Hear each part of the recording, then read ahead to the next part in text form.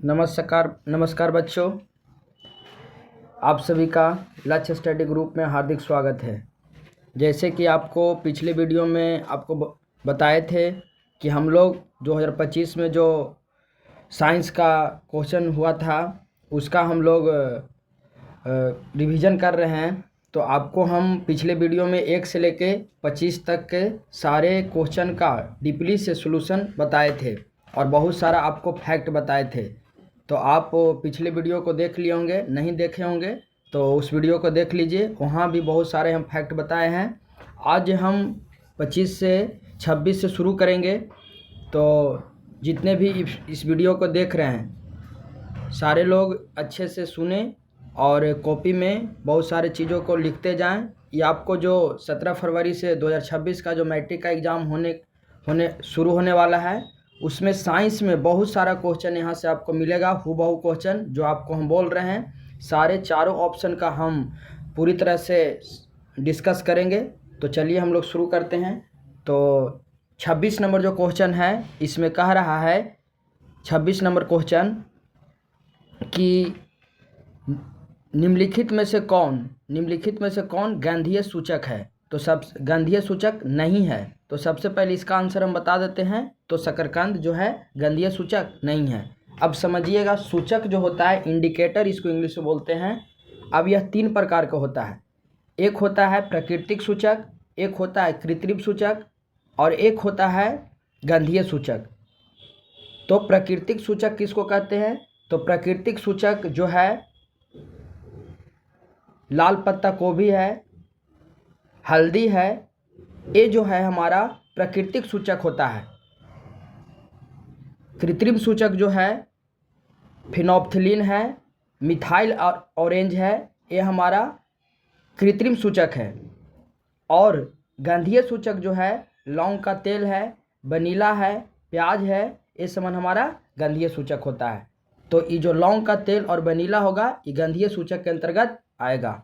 अब आगे आते हैं 27 नंबर क्वेश्चन जो आगे कह रहा है आपका कि चींटी के डंक में कौन सा अम्ल पाया जाता है। तो चींटी के डंक में जो अम्ल पाया जाता है उसको बोलते हैं मेथोनोइक अम्ल। क्या बोलते हैं? मेथोनोइक अम्ल। मेथोनोइक अम्ल का सूत्र होता है HCOOH। मेथोनोइक अम्ल को ही फॉर्मिक अम्ल भी बोलते हैं। मेथोनोइक अम्ल को क्या बोलते हैं? फॉर्मिक अम्ल बोलते हैं। फिर ऑप्शन जो बी में लिखा हुआ एसिटिक अम्ल, तो एसिटिक अम्ल सिरका में पाया जाता है। किस में पाया जाता है? सिरका में पाया जाता है। और सिट्रिक अम्ल जो है खट्टे फलों में पाया जाता है। संतरा में सिट्रिक अम्ल पाया जाता है। तो आपको 27 नंबर क्वेश्चन समझ में आ गया होगा। आगे हम लोग क्वेश्चन में आते हैं 28 नंबर। तो 28 नंबर क्वेश्चन जो कह रहा है इसमें, तो 28 नंबर क्वेश्चन में कह रहा है आपका कि निम्नलिखित में से कौन जाल में डुबोकर रखा जाता है। तो जाल में किसको डुबोकर रखते हैं? तो जाल में हम लोग श्वेत फास्फोरस को डुबोकर रखते हैं।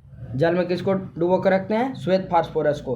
क्योंकि श्वेत फास्फोरस को बाहर छोड़ देने के बाद वह विस्फोटक पदार्थ बना लेगा। अब यहाँ से क्वेश्चन पूछता है कि मिट्टी के तेल में किसको रखते हैं? तो मिट्टी के तेल में हम लोग सोडियम को रखते हैं। किसको रखते हैं? सोडियम को रखते हैं। फिर इसके बाद है लाल फास्फोरस। तो लाल फास्फोरस का प्रयोग कहाँ करते हैं?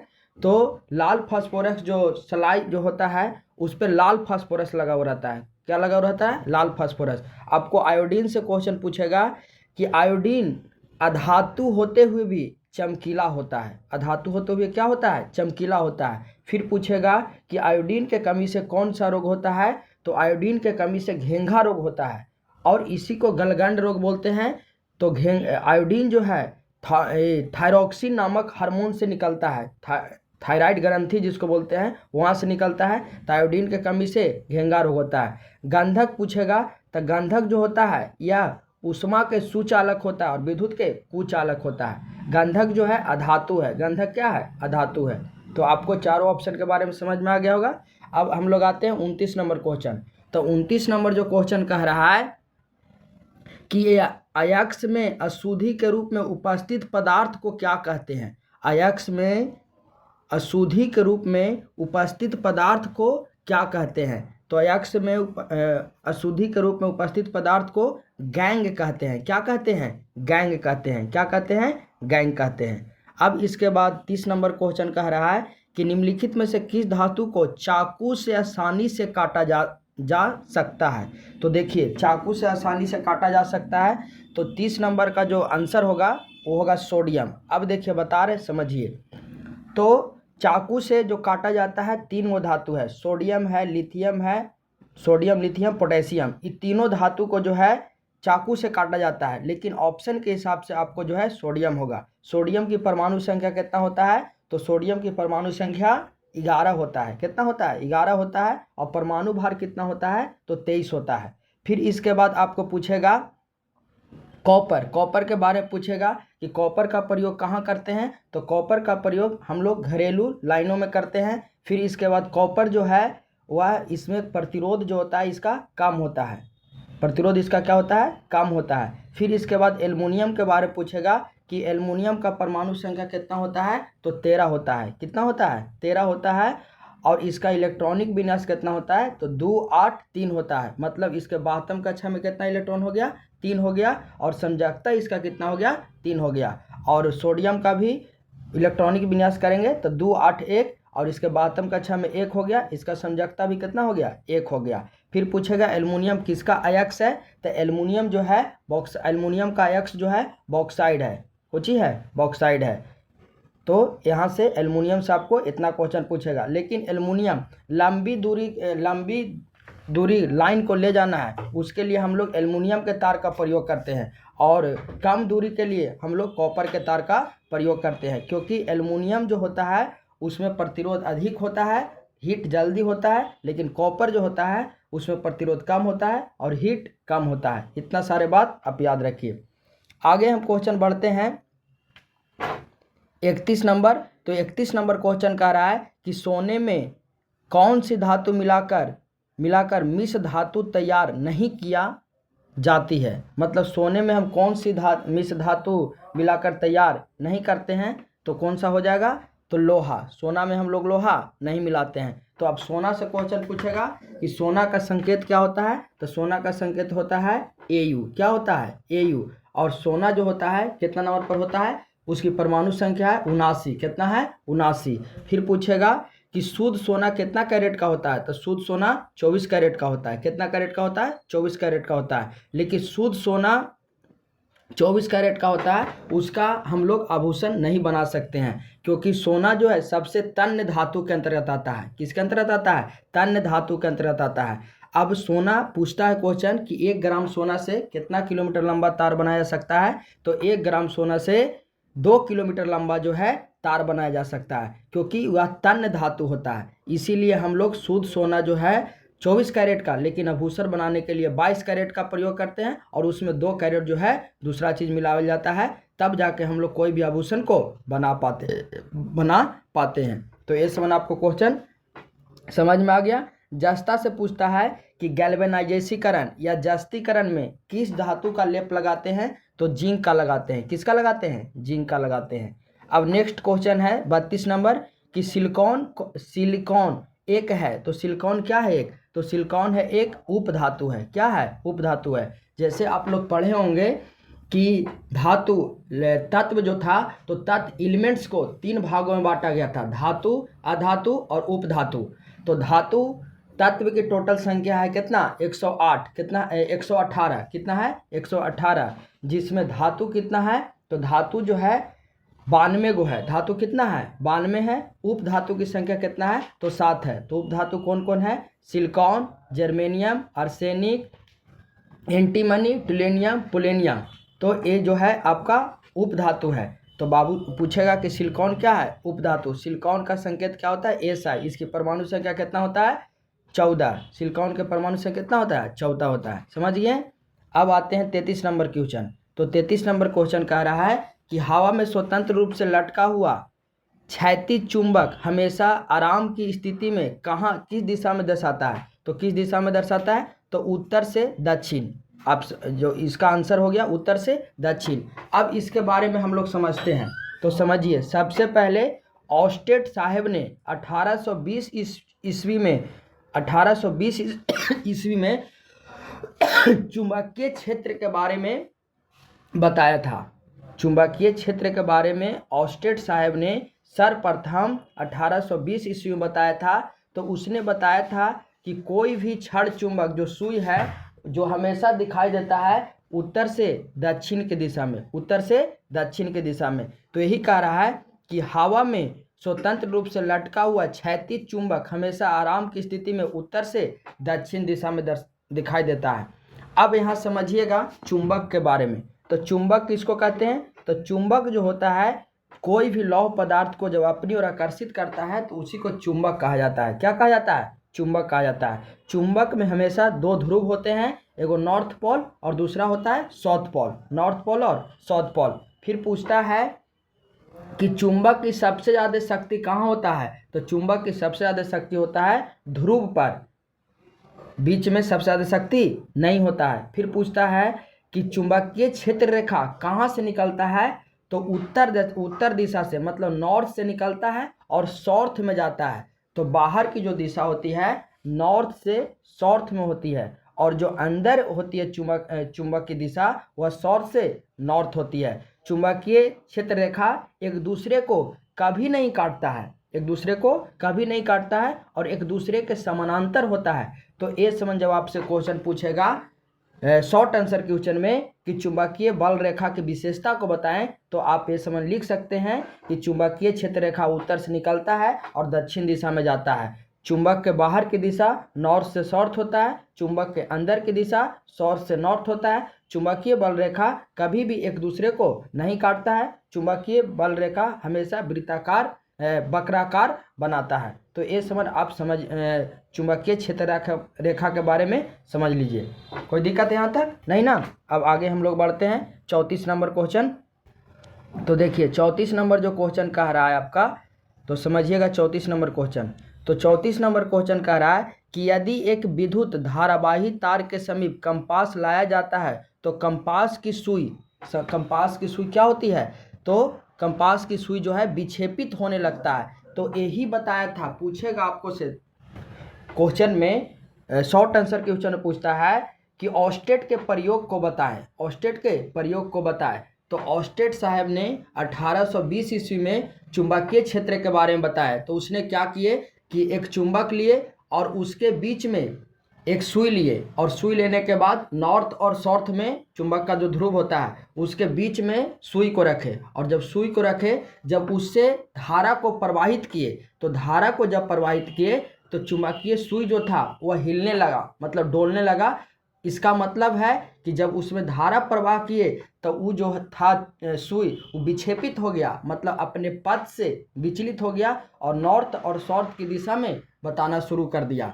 फिर इसके बाद जब उसमें धारा को बंद कर दिया गया तो जो सुई था अपने वास्तविक स्थिति में आ गया। तो इससे पता चला कि जब धारा प्रवाह करेंगे तो वह चुंबक सुई जो होगा वो विक्षेपित होना शुरू होगा। तो यही था ऑस्टेट का प्रयोग जो ऑस्टेट साहब ने 1820 ईस्वी में चुंबक के बारे में किए थे। तो आपको सब्जेक्टिव में भी क्वेश्चन बता दिए हम और ऑब्जेक्टिव में भी क्वेश्चन बता दिए, तो इसलिए याद रखिएगा। अब आते हैं हम 35 नंबर क्वेश्चन। तो आगे कह रहा है कि फराडे ने बहुत से क्रांतिकारी खोज की जिसमें शामिल है। तो फराडे ने जो बहुत सारे क्रांतिकारी खोज की थी इसमें है चुंबकीय प्रेरण और विद्युत अपघट्य, मतलब चुंबकीय प्रेरण का सिद्धांत जो है फराडे महोदय ने दिया था और विद्युत अपघट्य का भी नियम फराडे महोदय ने दिया था। अब इसके बाद आते हैं 36 नंबर क्वेश्चन। तो कह रहा है कि विद्युत मोटर परिवर्तित करता है, मतलब विद्युत मोटर में है किस ऊर्जा को किस ऊर्जा में परिवर्तित करता है। तो विद्युत मोटर जो है विद्युत ऊर्जा को यांत्रिक ऊर्जा में परिवर्तित करता है, विद्युत ऊर्जा को यांत्रिक ऊर्जा में परिवर्तित करता है। इसके बाद आप समझिए अब क्वेश्चन जो हम बोल रहे हैं। तो विद्युत मोटर जो है विद्युत ऊर्जा को यांत्रिक ऊर्जा में परिवर्तित किया। इसके बाद जनरेटर जो है जनरेटर जो है यह यांत्रिक ऊर्जा को विद्युत ऊर्जा में परिवर्तित करेगा, यांत्रिक ऊर्जा को विद्युत ऊर्जा में परिवर्तित करेगा, ठीक है। फिर इसके बाद हीटर जो है वो विद्युत ऊर्जा को ऊष्मा ऊर्जा में परिवर्तित करेगा, विद्युत ऊर्जा को ऊष्मा ऊर्जा में परिवर्तित करेगा। इसके बाद बैटरी जो है बैटरी रासायनिक ऊर्जा को विद्युत ऊर्जा में परिवर्तित करेगा, रासायनिक ऊर्जा को विद्युत ऊर्जा। मोटर से पूछता है कि मोटर का जो नियम है वह किस पे काम करता है। जैसे आप लोग पढ़े होंगे एक बामा हस्त का नियम और एक पढ़े होंगे दायां हस्त का नियम। तो दायां हस्त का नियम, जैसे हम लोग जनरेटर है तो जनरेटर किस हाथ से चलाते हैं, तो जनरेटर जो है दायां हाथ से चलाते हैं। तो दायां हाथ से चलाते हैं, इसलिए जनरेटर जो है दायां हाथ नियम पर काम करता है और मोटर जो होगा वो बायां हाथ नियम पर काम करेगा। तो ये समझ आपको याद हो गया। अब आगे हम लोग बढ़ते हैं। अब देखिए आ ही गया 37 नंबर क्वेश्चन, कह रहा है कि फ्लेमिंग के बामा हस्त नियम में बाएं हाथ की तर्जनी संकेत करता है। तो देखिए आपको हम बताते हैं बायां हस्त का नियम और दायां हस्त का नियम। तो सबसे पहले फ्लेमिंग के वामहस्त नियम बताया था कि बाएं हाथ की 3 अंगुली को हम इस प्रकार लंबवत फैलाएं कि एक अंगूठा है और इसके बाद एक मध्यमा है और एक तर्जनी है। तो अंगूठा जो है बल की दिशा को दर्शाएगा, मध्यमा जो है धारा की दिशा को दर्शाएगा और तर्जनी जो है चुंबकीय क्षेत्र की दिशा को दर्शाएगा। तो इसमें कह रहा था कि फ्लेमिंग के वामहस्त नियम में बाएं हाथ की तर्जनी संकेत करती है किसको, तो बाएं हाथ की तर्जनी संकेत करती है चुंबकीय क्षेत्र की दिशा को, चुंबकीय क्षेत्र की दिशा को संकेत करती है। तो आपको समझ गया, समझ में आ गया होगा फ्लेमिंग के वामहस्त नियम। हम लोग अब फ्लेमिंग के दाएं हस्त के नियम भी यही है कि दाएं हाथ की 3 अंगुली को हम इस प्रकार फैलाते हैं कि अंगूठा जो है गति के नियम और मध्यमा जो है धारा की दिशा और तर्जनी जो है चुंबकीय क्षेत्र की दिशा को बताता है। तो इसमें आपका बाएं हस्त नियम के बारे में पूछ रहा था तो आपको बता दिए और दाएं हस्त नियम भी आपको बता दिए। और एक होता है मैक्सवेल का क्रूक नियम। तो मैक्सवेल का क्रूक नियम मैक्सवेल साहब ने बताए थे कि दाएं दक्षिण हस्त नियम बोलते हैं उसको। तो दाएं हाथ की 5 अंगुलियां को हम इस प्रकार फैलाएंगे जिसमें अंगूठा जो होगा वह लंबवत होगा और 4 अंगुलियां को चुंबकीय क्षेत्र की दिशा बताएगा। तो इसी को मैक्सवेल का नियम बताते हैं, मैक्सवेल का क्रूक नियम कहते हैं। तो आपको 37 नंबर क्वेश्चन समझ में आ गया होगा। अब आगे हम लोग नेक्स्ट पढ़ते हैं। तो 38 नंबर क्वेश्चन क्या कह रहा है, कह रहा है कि किसी चालक तार में विद्युत धारा प्रवाहित करने पर तार के ऊपर तथा नीचे किस प्रकार के चुंबकीय क्षेत्र पैदा होता है। तो ऊपर और नीचे किस प्रकार के चुंबकीय क्षेत्र पैदा होता है, तो समान पैदा होता है। किस प्रकार का रहता है, समान चुंबकीय क्षेत्र पैदा होता है। जैसे आप लोग पढ़े होंगे परिनालिका पूछता है शॉर्ट आंसर क्वेश्चन में कि परिनालिका किसको कहते हैं। तो परिनालिका उसको कहते हैं कि कोई भी नर्म लोहा के छड़ के ऊपर जब तांबे की तार को जब लपेट देंगे तो वह जो है एक परिनालिका की भांति काम करने लगेगा। तो परिनालिका की भांति जब काम करेगा तो उसी को हम परिनालिका बोलेंगे और यह चुंबक की भांति काम करने लगता है। तो उसमें चुंबकीय क्षेत्र जो होगा हर एक जगह समान होगा। चुंबकीय क्षेत्र क्या होगा, हर एक जगह क्या होगा, समान होगा। तो उसी को परिनालिका कहते हैं। तो परिनालिका का भी क्वेश्चन आपको शॉर्ट आंसर क्वेश्चन पूछता है, इसीलिए आप लोग याद रखें। अब आते हैं हम लोग 39 नंबर क्वेश्चन। तो 39 नंबर जो क्वेश्चन कह रहा है कि जल विद्युत ऊर्जा किस प्रकार का ऊर्जा है। अब देखिए ऊर्जा जो होता है 2 प्रकार का होता है। एक होता है, आप ज्योग्राफी में भी पढ़े होंगे, एक होता है नवीकरणीय ऊर्जा और एक होता है अनवीकरणीय ऊर्जा। अब नवीकरणीय ऊर्जा को दूसरा नाम क्या है, तो नवीकरणीय ऊर्जा का दूसरा नाम है गैर परंपरागत ऊर्जा और अनवीकरणीय ऊर्जा का नाम है परंपरागत ऊर्जा। तो नवीकरणीय ऊर्जा किसको कहते हैं, जिसका एक बार प्रयोग करके दोबारा प्रयोग करते हैं उसको नवीकरणीय ऊर्जा कहते हैं। जैसे सौर ऊर्जा, पवन ऊर्जा, ज्वारीय ऊर्जा, ये सब जो है आपको नवीकरणीय ऊर्जा के अंतर्गत आता है। अनवीकरणीय ऊर्जा किसको कहते हैं, जिसका एक बार प्रयोग करके दोबारा प्रयोग नहीं किया जा सकता है उसको हम अनवीकरणीय ऊर्जा कहते हैं। जैसे में क्या हो गया, कोयला हो गया, पेट्रोल हो गया, डीजल हो गया, इसको हम अनवीकरणीय ऊर्जा कहते हैं। तो आपको ज्योग्राफी में क्वेश्चन यहाँ से पूछेगा और यहाँ से आपको साइंस में भी क्वेश्चन पूछा है। तो जल ऊर्जा पूछ रहा था, तो जल ऊर्जा कैसा होगा, तो जल ऊर्जा जो होगा आपका नवीकरणीय ऊर्जा होगा। आपको समझ में आ गया होगा। अब आगे हम लोग बढ़ते हैं 40 नंबर क्वेश्चन। तो 40 नंबर कह रहा है निम्नलिखित में से कौन सा वैश्विक ऊष्मन के लिए उत्तरदायी है। देखिए वैश्विक ऊष्मन कहने का मतलब ग्लोबल वार्मिंग होता है। ग्लोबल वार्मिंग के लिए कौन सा गैस जो है जिम्मेदार है। तो सबसे पहले इसका हम आंसर आपको बताते हैं। तो वैश्विक ऊष्मन के लिए जो जिम्मेदार गैस है वो कार्बन डाइऑक्साइड है। अब इसको बारे में समझिए, आपसे क्वेश्चन पूछेगा कि ग्लोबल वार्मिंग से आप क्या समझते हैं। तो आपको पता है कि जो पेड़ पौधा है वह ऑक्सीजन को छोड़ता है पेड़ पौधा जो है ऑक्सीजन को छोड़ता है और कार्बन डाइऑक्साइड को ग्रहण करता है। तो हमारे पृथ्वी के ऊपर जो टेम्परेचर आज बढ़ रहा है, जो टेम्परेचर बढ़ रहा है, इसके पीछे कारण है कि हम लोग जंगलों को कटाई कर रहे हैं, पेड़ को काट रहे हैं। तो जब पेड़ को काट रहे हैं और कार्बन डाइऑक्साइड का जो लेवल है धीरे धीरे बढ़ रहा है। जैसे आपको पता होगा कि हमारे वायुमंडल में सबसे अधिक मात्रा में नाइट्रोजन है जो 78% है, कार्बन डाइऑक्साइड जो है 0.03% है और ऑक्सीजन जो है 21% है। लेकिन 0.03% होने के बावजूद भी अब जो है पेड़ की संख्या जैसे जैसे कम होते जा रहा है तो इसका लेवल बढ़ते चला जा रहा है। तो जिसके कारण गर्मी के दिनों में अधिक टेम्परेचर हो जाता है, क्योंकि कार्बन डाइऑक्साइड ग्रहण करने वाली की संख्या कमते जा रहा है। क्योंकि जब तक पेड़ नहीं रहेगा तो कार्बन डाइऑक्साइड ग्रहण कौन करेगा, इसीलिए ग्लोबल वार्मिंग होते चला जा रहा है। तो ये आपका आंसर जो होगा वैश्विक उष्ण का क्या होगा, तो कार्बन डाइऑक्साइड। अब आते हैं आगे 41 नंबर क्वेश्चन। तो कह रहा है कि मैग्नीशियम आवर्त सारणी के किस समूह का सदस्य है। तो मैग्नीशियम जो है आवर्त सारणी के किस समूह का सदस्य है, तो समूह 2 का है, समूह 2 का है। जैसे पहला समूह को क्या बोलते हैं, तो जैसे आपको समूह के मतलब होता है वर्ग, तो वर्ग की संख्या आधुनिक आवर्त सारणी में कितना है, 18 है। जो खड़ा लाइन होता है उसको वर्ग कहते हैं और जो पड़ा लाइन होता है उसको आवर्त कहते हैं। तो आधुनिक आवर्त सारणी में वर्ग की संख्या 18 है और आवर्त की संख्या 7 है। ये आधुनिक आवर्त सारणी जो है मोसले ने दिया था। अब जो पहला समूह को बोलते हैं वह क्षारीय धातु बोलते हैं, दूसरा समूह को बोलते हैं जो क्षारीय मृदा धातु बोलते हैं, और 17वां समूह पूछता है कि 17वां समूह को क्या बोलते हैं, तो हाइड्रोजन ग्रुप बोलते हैं। और 18वां समूह पूछेगा कि 18वां समूह को क्या बोलते हैं, तो निष्क्रिय गैस बोलते हैं, अक्रिय गैस बोलते हैं, शून्य ग्रुप भी बोलते हैं उसको। फिर पूछेगा कि अक्रिय गैस की संख्या कितना होता है, तो 6 होता है, helium, neon, argon, krypton, xenon, radon, ये आपका अक्रिय गैस होता है। तो मैग्नीशियम पूछ रहा था कि आवर्त सारणी के किस समूह का सदस्य होगा, तो समूह दूसरा का होगा। इसका आपका ट्रिक भी पढ़े होंगे, बेटा मांगे कन्या सुंदर बाप राजी, तो यह समूह दूसरा का है। फिर इसके बाद हम लोग आते हैं तो मैग्नीशियम का संकेत पूछेगा क्या होता है, तो मैग्नीशियम का संकेत जो होता है वह Mg होता है। उसकी परमाणु संख्या कितना होता है, तो 12 होता है। अब आइए, अब देखिए 42 नंबर क्वेश्चन। तो 42 नंबर क्वेश्चन आ गया ना कि आवर्त सारणी में कितने आवर्त हैं। तो आवर्त सारणी में अभी बताएं आपको कितना आवर्त है, 7 आवर्त है। जो पड़ा हुआ लाइन रहता है उसको आवर्त कहते हैं, खड़ा हुआ लाइन रहता है उसको वर्ग कहते हैं। तो वर्ग की संख्या कितना बताएं, 18 बताएं। आवर्त की संख्या कितना हो गया, 7 हो गया।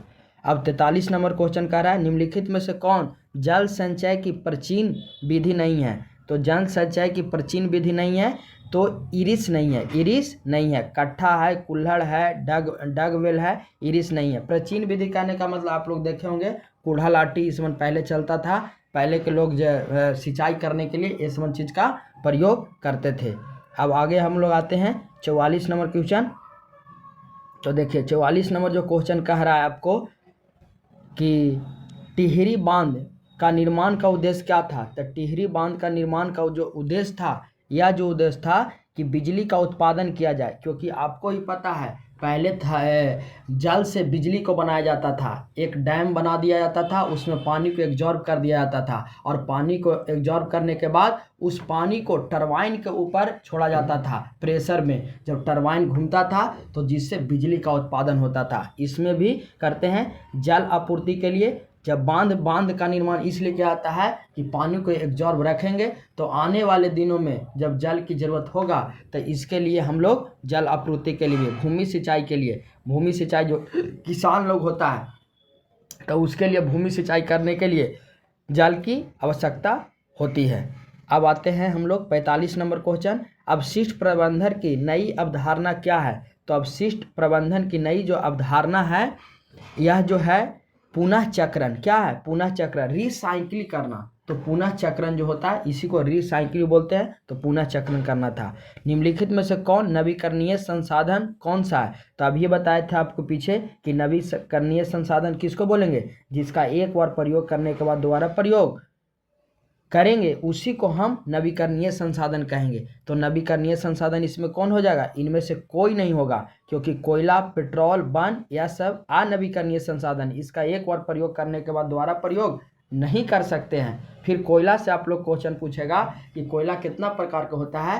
तो कोयला सबसे पहले दो समूह में बांटा गया था, एक था टार्सियरी समूह और एक था गोंडवाना समूह। तो आपको ज्योग्राफी में पढ़े होंगे कि गोंडवाना समूह का कोयला जो था 20 करोड़ वर्ष पूर्व पुराना था, और टार्सियरी समूह का कोयला जो था 5.5 करोड़ वर्ष पूर्व का पुराना था। फिर कोयला के बांटते हैं तो कोयला कार्बन के हिसाब से, तो कोयला 4 प्रकार का होता है। पहला एंथ्रासाइट, दूसरा बिटुमिनस, तीसरा लिग्नाइट और चौथा होता है पिट कोयला। तो पूछेगा कि सबसे अच्छे किस्म का कोयला कौन सा होता है, तो एंथ्रासाइट कोयला होता है, जिसमें कार्बन का परसेंट कितना होता है, तो 90% से अधिक होता है। दूसरा जो कोयला है बिटुमिनस कोयला में कार्बन का परसेंट जो होता है वह 70 से 90% होता है। और बिटुमिनस कोयला जो है वह सबसे अधिक मात्रा में भारत में पाया जाता है। फिर इसके बाद पूछेगा कि लिग्नाइट कोयला को ही भूरा कोयला कहते हैं, जिसमें कार्बन का परसेंट 30 से 70% होता है।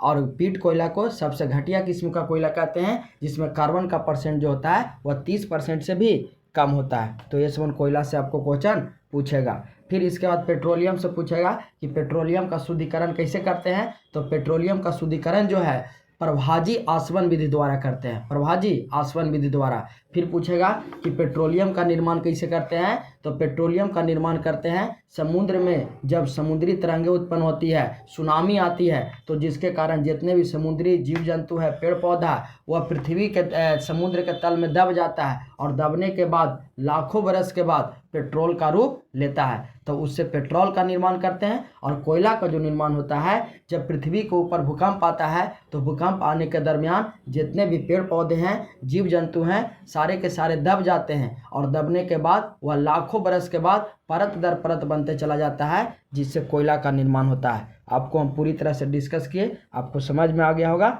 अब आगे नेक्स्ट पढ़ते हैं। 47 नंबर क्वेश्चन कह रहा है कि निम्नलिखित में से कौन बायोगैस का मुख्य घटक है। तो बायोगैस का मुख्य घटक कौन है।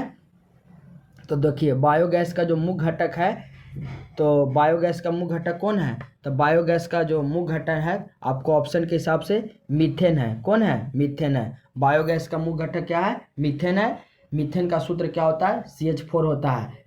बायोगैस का मुख्य घटक मीथेन हो गया। फिर CNG का ही पूछता है कि CNG का मुख्य घटक क्या होता है, तो मीथेन होता है, जो CH4। और मीथेन को ही मार्स गैस भी कहते हैं, मीथेन को ही क्या कहते हैं, मार्स गैस कहते हैं। और पूछेगा आपको से कि धान के खेत में जो कीचड़ होता है उसमें कौन सी गैस रहता है, तो मीथेन गैस रहता है। कौन सी गैस रहता है, मीथेन गैस रहता है।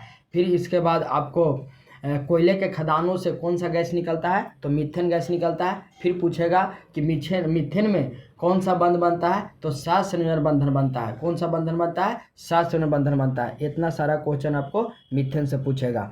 फिर इसके बाद आगे आते हैं 48 नंबर क्वेश्चन कह रहा है कि प्रेडिक्ट अल्सर हो सकता है। तो प्रेडिक्ट अल्सर क्या हो सकता है, तो प्रेडिक्ट अल्सर जो हो सकता है लंबे समय तक भूखे रहने से।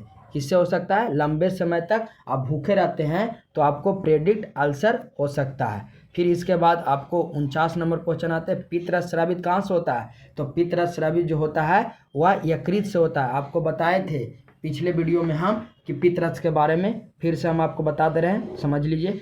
पित्तरस जो होता है यकृत से निकलता है। यकृत मतलब लीवर से निकलता है। मानव शरीर के सबसे बड़ी ग्रंथि जो होता है यकृत होता है, और मानव शरीर की दूसरी सबसे बड़ी ग्रंथि जो होता है अग्नाशय होता है। फिर पित्त यकृत से निकलता है, और जामा कहाँ होता है, पित्ताशय में होता है। कहाँ जमा होता है, पित्ताशय में होता है। और पित्त जो होता है वह अम्लीय होता है। क्या होता है, अम्लीय होता है। उसका pH मान 6.6 होता है। कितना होता है, 6.6 होता है। फिर मुख गुहा है, तो मुख गुहा किसको कहते हैं, भोजन का पाचन जो है शुरू होता है वह मुख गुहा से शुरू होता है। कहाँ से शुरू होता है, मुख गुहा। और मुख गुहा के अंतर्गत 3 चीज़ होता है, दांत होता है, जीभ होता है, इसके बाद लार ग्रंथि होता है। तो दांत के बाहरी परत को इनामल बोलते हैं, जो मानव शरीर के सबसे कठोर भाग होता है। दांत जो होता है पूरे जीवन काल में 52 दांत आता है, जिसमें 20 को जो दांत होता है वह बच्चा के समय जिसको दूध के दांत बोलते हैं, और एक वयस्क मनुष्य में 32 को दांत होता है।